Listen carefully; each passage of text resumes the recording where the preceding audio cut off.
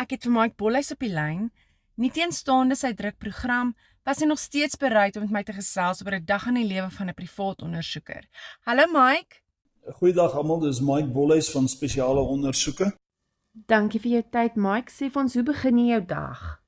So my normale dag is ek probeer so laat as moontlik slaap. Ek hou van slaap, ek moet sê, ek moet myself uit die bed uit trek. Ek slaap vroeg in die aande ook, so ek probeer my 8 ure en meer inkry, maar dit is vir my baie lekker om te slaap. Ek slaap goed en ek het nie slaapprobleme nie. Maar as ek eers op is, so hierso by 7 uur se kant, so 6:30, 7 uur se kant, dan het ek 'n stilte tyd. Ek sit op my stoep en kyk die tuin uit met goeie koffie. Ek hou van goeie koffies, Douwe Egberts of 'n Jacobs. En ek het so 'n roetine waar ek na so 5-6 videoetjies luister, waarvan een Psalm 91 is, miskien 2 weergawes, en Psalm 23, en dan so 2 ander wat gebede is. Ek hou van die Onse Vader een. Ek het 'n Onse Vader een en 'n verduidelikende Onse Vader een. En dan het ek een wat so bietjie alles aanspreek wat 'n mens nodig het om jou verhouding met die Here op dreef te hou en reg te hou. So dan begin ek deur die foon gaan. Ek kry honderde WhatsApps en ek weet al hoe om dit te hanteer. Ek is baie goed met die foon. Ek ken die shortcuts. Ek weet wat om te doen. Dan dit vat my so amper die hele dag, maar dit sluit in dan nou oproepe ontvang, antwoord op WhatsApps. Ek doen die voice notes kort, kragtig tot die punt, maar ek vereis van mense om my getikte WhatsApps te stuur, kort, kragtig, verduidelikende WhatsApps, met die probleem en die versoek. Dan weet ek wat dit is, dan weet ek hoe om dit te beantwoord. En so hier by 11 uur, 12 uur sal ek iets ligs eet. En dan so 3, 4 uur, dan eet ek gewoonlik bietjie meer. En dan oefen ek hier so tussen 5 en 7, afhangende wat se program ek oefen. Ek oefen so 5 dae 'n week. Ek gee so 2 dae rus. Ek konsentreer kwai op CrossFit, veral pull-ups. En dan ek hardloop so tussen 4 en 6 kilometer ook in daai dae. In die aandse kant, so hierso by 8 uur, 9 uur is ek in die bed. Doen ek conference calls. Ek skuif gewoonlik alle gesprekke wat ek met verskeie mense moet doen, of verskeie groepe wat ek moet beantwoord. Ek doen baie groepe. Dan doen ek dit in daai tyd, sê maar tussen 7 en 9. En that's it, dan gaan slaap ek. Ek is baie bewus oor veiligheid en sekerheid. Ek doen al die checks voor die tyd, maak seker dat al die stelsels werk, alles reg en in plek is, al die wapens in plek is, en. Dit is veiligheid en sekerheid. Ek bly altyd paraat, positief paraat, en dan slaap ek.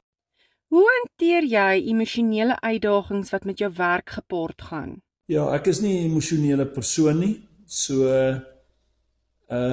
ek is wel attentief. So as iemand vir my sou sê sy kind is vermis, dan sal ek somewhere in die gesprek sê, ons is baie jammer wat julle deurgaan. Ons is daar om julle te ondersteun, te onderskraag. Ons sal julle ook beraad en bemiddel.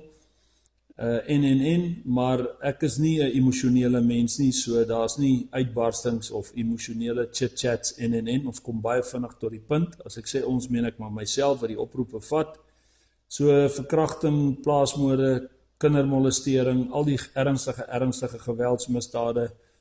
Daar's nie emosionaliteit van my kant af in nie, maar die mense is natuurlik uiters ontsteld en emosioneel, en ek help hulle om dit te verstaan en vorentoe te beweeg sodat ons by die ondersoek kan uitkom. So ek praat kort, kragtig tot die punt, kry hulle op 'n punt waar hulle dit vir ons oordra, dat ons kan aangaan en voortgaan, en dan sal ek tydens en na sulke ondersoeke deel met die emosionele wrogings, die rehabilitering van mense en die rehabilitering in so 'n mate dat hulle herintegreer in die gemeenskap. Jy is 'n regheid en vat geen nonsens man nie. Wat is die grootste miskonsepsie wat mense oor jou het? Ja, ek is reg, maar dit is hoe dit moet wees. Ek glo in perfectionisme, that's how you should be. Ek glo aan cleanliness, so dis hoe jy moet wees. Ek glo jy moet 'n skoon mens wees, en ek glo jy moet 'n reguit mens wees, en 'n eerlike mens, en 'n deursigtige mens. En you must call a spade. Daar is vir my geen ander manier as mens wees nie, en dit moet in lyn wees met die Bybel, of probeer. Die grootste uitdaging vir my is om die Christendom daagliks deur te leef, want dit is baie moeilik in vandag se wêreld. Christendom is vir my die enigste ware reguit liniaal, die Bybel alleen, en wat die Bybel sê, en ek probeer alles in my vermoë om die Bybel te ken soos die palm van my hand en daar volgens te lewe. My verhouding met God, die Vader, Seun en die Heilige Gees, die drie-enige God, wat ek glo is die enigste lewendige God, waaraan ek glo, is my maatstaf en is my keuse om te dien en te volg. En dit is die grootste uitdaging en die moeilikste job. Dit is nie naaste enige ander ondersoek, al is hoe gewelddadig, is baie makliker as dit. Maar dit raak ook nie makliker vorentoe nie, en hoe meer 'n ou weet oor die Bybel, en hoe meer ou die Here leer ken, hoe nietiger voel jy, en hoe kleiner kom jy agter is jy werklik, en hoe min weet jy eintlik.